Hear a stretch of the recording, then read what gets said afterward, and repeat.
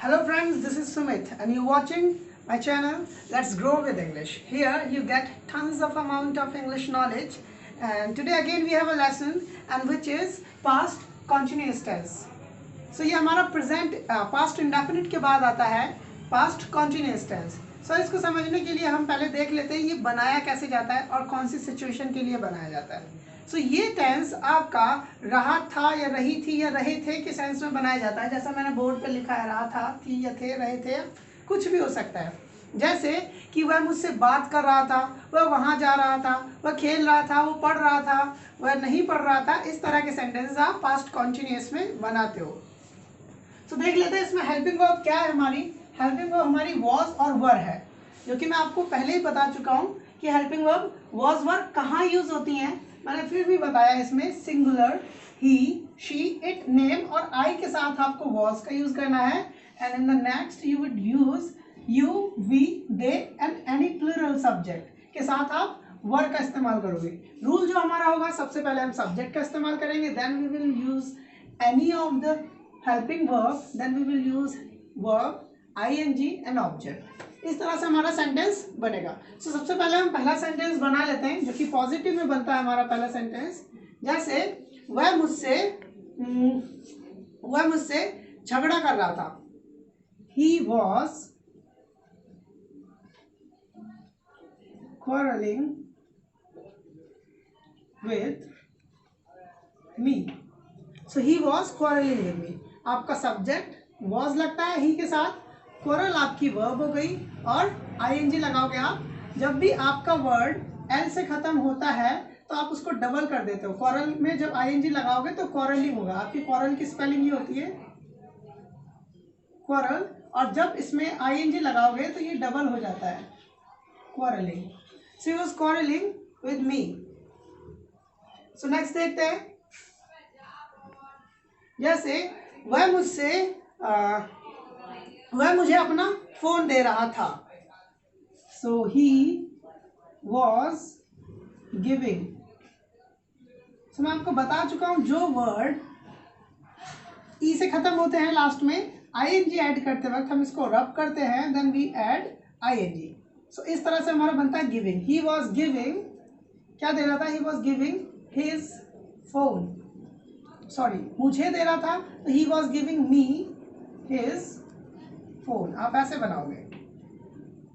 तो जैसे मैंने आपको बताया गिव, यहाँ पर और भी वर्ड आएंगे. राइड, तो ये राइडिंग में क्या होगा? ई हट जाएगा आपका, राइडिंग. इस तरह से हमेशा जो ई आएगा एंड में ing ऐड करते वक्त आप उसको हटा देते हो. जैसे मैं कहता हूँ she was cooking for me. वो मेरे लिए खाना बना रही थी. नेक्स्ट देख लेते हैं. मैं उससे बातें कर रहा था. I was talking to my friend. अपने दोस्त से कर रहा था मैं. इस तरह से हमारा पॉजिटिव कंप्लीट हो जाता है. नेक्स्ट देख लेते हैं जो कि हम नेगेटिव बनाएंगे. नेगेटिव में क्या करना है आपको? was not और were not का इस्तेमाल करना है. In every negative sentences we just add not in the sentence and the rest of the sentence remains same. वो वैसा ही रहता है.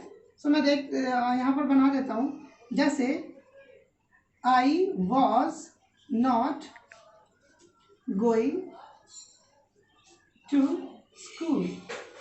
मैं स्कूल नहीं जा रहा था. जैसे वह मेरी मदद नहीं कर रहा था. He was not helping me. Next देख लेते हैं. जैसे तुम जॉब नहीं कर रहे थे. यू के साथ हमारा वर्ड लगता है. यू वर, नेगेटिव में not. You were not doing any job. तुम कोई जॉब नहीं कर रहे थे. तो दोस्तों हम वर नॉट को शॉर्ट में वरंट कह सकते हैं. इसको आप ऐसे लिखोगे. और जैसे मैंने वॉज नॉट लिखा है आप इसको शॉर्ट में वॉजंट कह सकते हो. वॉजंट और weren't. You weren't doing any job. तुम कोई भी जॉब नहीं कर रहे थे. नेक्स्ट देख लेते हैं. जैसे मेरा भाई मुझे इंग्लिश पढ़ा रहा था, माई ब्रदर वॉज, भाई एक है, so my brother was teach में ing लगाओ, टीचिंग मी, मुझे क्या पढ़ा रहा था, English. So my brother was teaching me English. So this is the negative sentence. Let's go to the interrogative sentence. हम इंटरोगेटिव देख लेते हैं इसमें.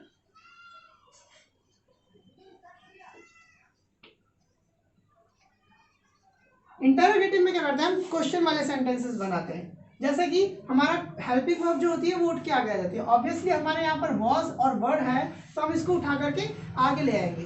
तो मैं पूछता हूँ क्या तुम कल स्कूल जा रहे थे.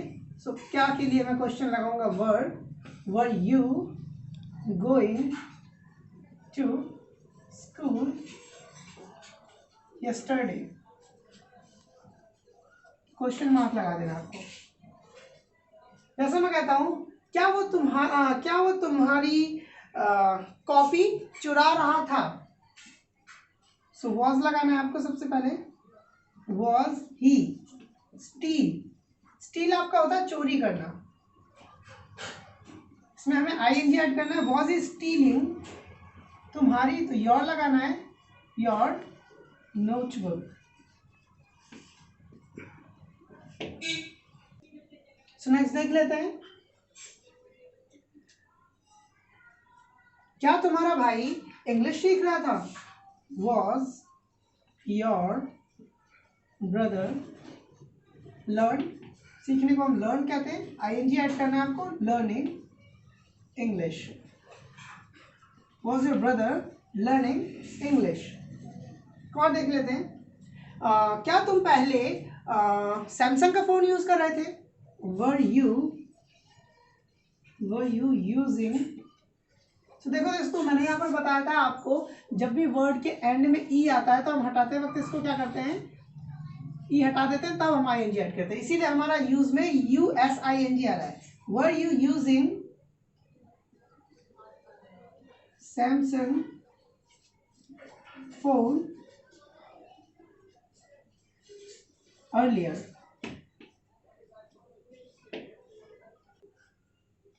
सो हम इंटरोगेटिव नेगेटिव का सिर्फ एक देख लेते हैं. क्या नहीं के सेंस में, क्या तुम वहां नहीं जा रहे थे, क्या तुम उससे बातें नहीं कर रहे थे, क्या तुम ये नहीं कर रहे थे या वो नहीं कर रहे थे. तो कहोगे आप were you not playing football. क्या तुम फुटबॉल नहीं क्या तुम फुटबॉल नहीं खेल रहे थे. सो आप वर नॉट को एक साथ लिख सकते हो, वरंट. जैसे मैंने यहां पर बताया आपको, वरंट. फिर आप कहोगे weren't you playing football.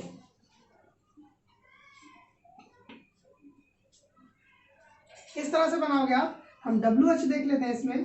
WH तुम क्या कर रहे थे, कहाँ जा रहे थे, किससे बातें कर रहे थे, क्यों जा रहे थे, इस तरह के सेंटेंस.